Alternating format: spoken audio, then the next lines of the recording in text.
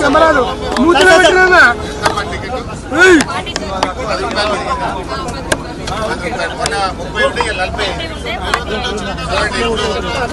ఖైదీపట్నం నుంచి RTC MD office నిన్నటి దాకా 30 రూపాయలు ఉండే. ఇప్పుడే కండక్టర్ అమ్మ టికెట్ ఇచ్చింది. రోజుకు 10 రూపాయలు పోయేటప్పుడు వచ్చేటప్పుడు 10 రూపాయలు 20 రూపాయలు అంటే నెలకు 600 రూపాయలు ఒక పేద మధ్యతరగతి ప్రజల మీద రేవంత్ రెడ్డి ప్రభుత్వం వేసిన భారం.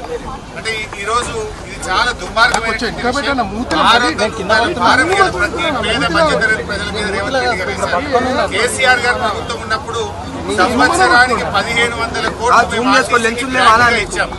1500 కోట్లు ఇచ్చాం. ఈయన మహాలక్ష్మి అని చెప్పినాడు.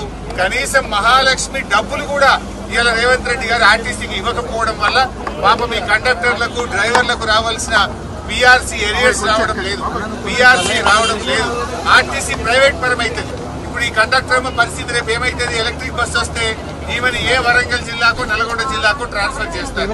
ఈ అమ్మ పిల్లలు ఇక్కడ చదువుతూ ఉంటారు, భర్త ఇక్కడ పనిచేస్తాడు. రేపు ఈ కండక్టర్ పరిస్థితి ఏంటి? హైదరాబాద్ మొత్తం ప్రైవేట్ పరం చేసి ఎలక్ట్రిక్ బస్సులు పెట్టి ఆర్టీసీ బస్సులు లేకుండా చేసి హైదరాబాద్ లో పనిచేస్తున్న 12,000 డ్రైవర్ కండక్టర్లను ఇవాళ నిరాశ్రయులు చేసి హైదరాబాద్ నుంచి పంపే ప్రయత్నం చేస్తున్నావు. ఉప్పల్ డిపో అమ్మకానికి పెట్టినావు. మియాపూర్ లో ఉండే వర్క్ షాప్ ను అమ్ముకుంటున్నావు. జేబీఎస్ బస్ స్టాండ్ ను హడ్కోలో 1500 కోట్లకు కుదబెట్టి బస్ స్టాండ్లను కుదబెట్టి అప్పులు చేస్తున్నావు రేవంత్ రెడ్డి. ఇవాళ ఆర్టీసీని ప్రైవేట్ పరం చేసి కుట్ర చేస్తున్నావు. పేద మధ్యతరగతి ప్రజల మీద భారం పెంచినావు.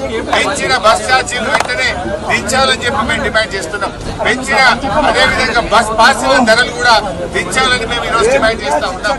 టోల్ గేట్ల పేరు మీద ధరలు పెంచినావు, పంటల పేరు మీద ధరలు పెంచినావు, రౌండ్ ఫిగర్ పేరు మీద ధరలు పెంచినావు, సిటీ బస్సుల్లో 50% ధరలు పెంచినావు. ఎన్నిసార్లు పెంచుతావు? నీ 20 నెలల్లో 5 సార్లు బస్ టికెట్ పెంచి పేదల ఉసురు పోసుకుంటున్నావు. ఆడోళ్ళకు ఫ్రీ అన్నో మగోళ్ళ దగ్గర డబ్బులు వసూలు చేస్తున్నావు. ఆడికాడికి అయిపోయా. భార్య ఫ్రీ అంటే భర్త దగ్గర డబ్బులు వసూలు చేస్తే నువ్వు ఏం ఫ్రీ చేసినట్టుగా సమానం అయిపోయా.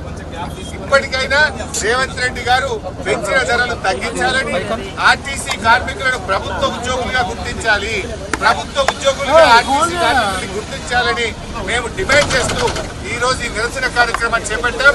ఆర్టీసీ బస్ ఎక్కి ఆర్టీసీ ఎండీ ఆఫీస్ పోతాం. ఎండీ గారికి మెమోరాండం ఇచ్చి పెంచిన ఛార్జీలు దించాలి, ఆర్టీసీ కార్మికులను ప్రభుత్వ ఉద్యోగులుగా